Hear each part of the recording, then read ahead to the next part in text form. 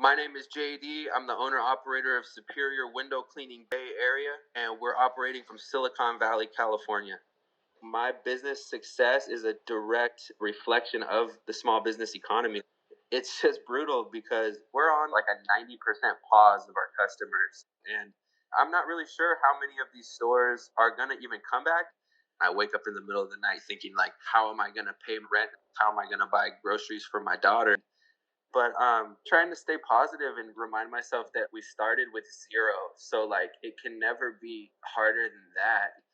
At the same time, as a service provider, you can't really just work from home.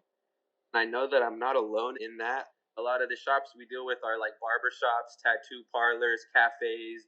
So I'm just trying to remind people that like we need to do something to support the people whose businesses aren't so easily a work from home type gig, you know?